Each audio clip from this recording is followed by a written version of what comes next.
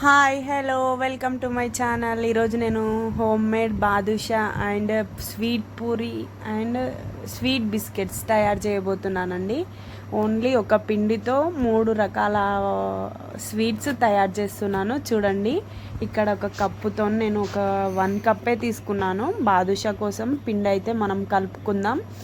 చూడండి, వేడి ఆయిల్ అయితే ఇందులో ఫస్ట్ పిండిలోనే ఇలా పోసుకోవాలి కొద్దిగా, ఎందుకంటే మనము బాదుషా క్రిస్పీగా రావాలంటే ఇలా పిండిలో మనం వేడి ఆయిల్ అయితే వేసుకొని కలుపుకోవాలండి. ముద్దలు లేకుండా ఇలా పిండిలో మొత్తం ఆయిల్ కలిసిపోయేటట్టు.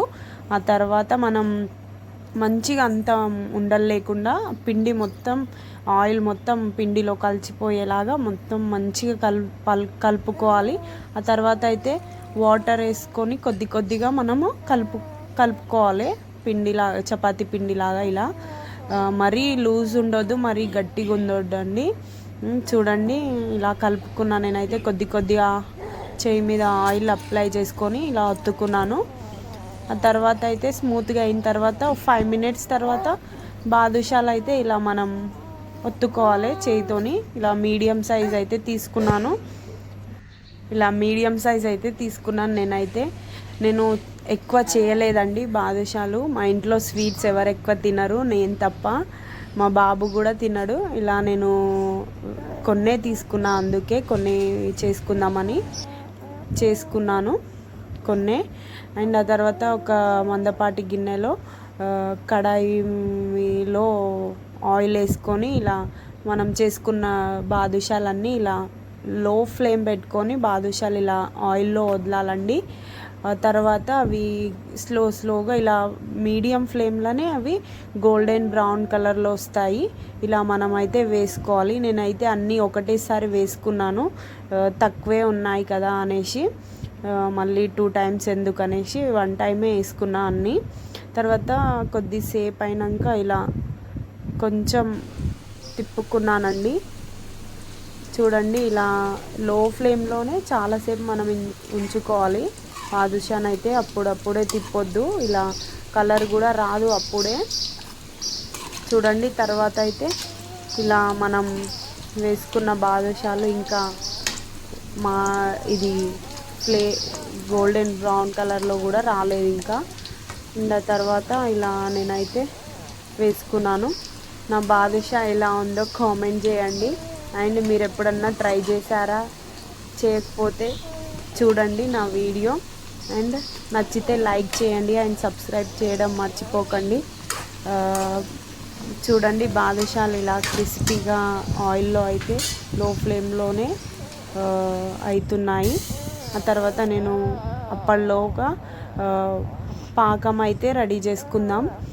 చక్కెర ఒక గ్లాస్ వేసుకొని కొద్దిగా ఆ గ్లాస్తోనే 2 గ్లాసెస్ వాటర్ అయితే తీసుకున్నాను. కొద్దిగా మరీ ఎక్కువ తీసుకోలేదు నేను. పాకం కొద్దిగానే కొన్నే ఉన్నాయి కదండి, అందుకే బాదుషా కోసం కొన్నే తీసుకున్నా. ఆ లోపు అయితే బాదుషాలు గోల్డెన్ బ్రౌన్ కలర్లో వచ్చేసాయి. చూడండి, అన్నీ ఇలా తిప్పుకున్నాను.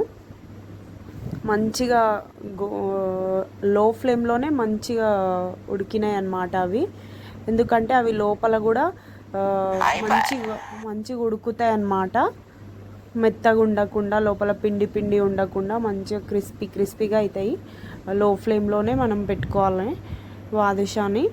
ఆ తర్వాత ఇలా తిప్పుకున్నాను అన్నీ ఒకటేసారి. ఇలా ఒక్కొక్కటి తిప్పుకున్నాను. అన్నీ మంచిగా గోల్డ్ కలర్లో వచ్చేసాయండి. ఆ తర్వాత పాకంలో అయితే అన్నీ అయితే తీసుకున్నాను. కొద్దిసేపు తీసేసుకొని డీప్ ఫ్రై నుంచి తీసేసుకొని ఇలా కొద్దిసేపు అయితే చల్లారనివ్వాలి బయటికి తీసేసి.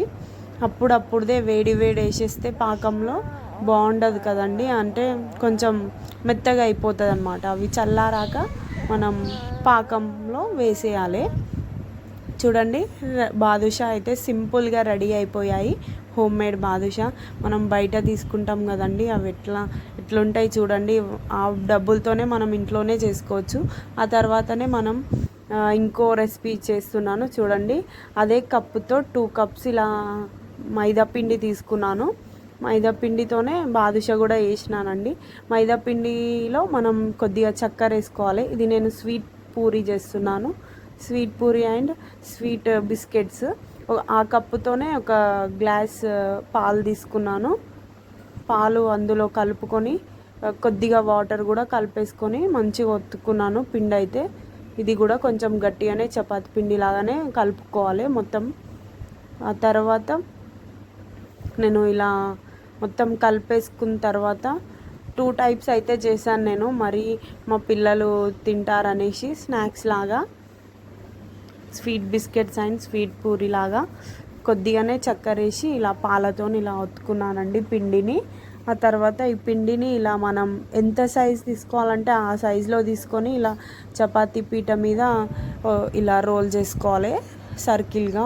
ఆయిల్ అన్నా యూజ్ చేసుకోవచ్చు మనం, లేకపోతే పిండితోనన్నా చేసుకోవచ్చు అండి. చపాతీ లాగానే చేసుకొని ఇలా కట్ చేసేసుకోవాలి. ఏ షేప్ కావాలంటే ఆ షేప్ కట్ చేసుకోవచ్చు మనం. అంటే బిస్కెట్స్ డైమండ్ షేపా, సర్కిల్ షేపా, ట్రయాంగిల్ షేప్, ఏ షేప్ అంటే ఆ షేప్ తీసుకోవచ్చు. నేనైతే ఇలా స్క్వేర్ షేప్ తీసుకున్నానండి, బాక్స్ షేప్ లాగా, డైమండ్ లాగా కూడా తీసుకోవచ్చు. కానీ నేను ఇక్కడ ఆయిల్ అప్లై చేసినందుకు అవి అంటుకున్నాయండి. తర్వాత నేను ఇలా అవైతే తీసి డీప్ ఫ్రై ఆయిల్లో వేసేసుకొని ఇలా రెడీ అయిపోయాయి బిస్కెట్స్ అండ్ స్వీట్ పూరి. ఎలా ఉన్నాయో కామెంట్ చేయండి. సబ్స్క్రైబ్ చేయడం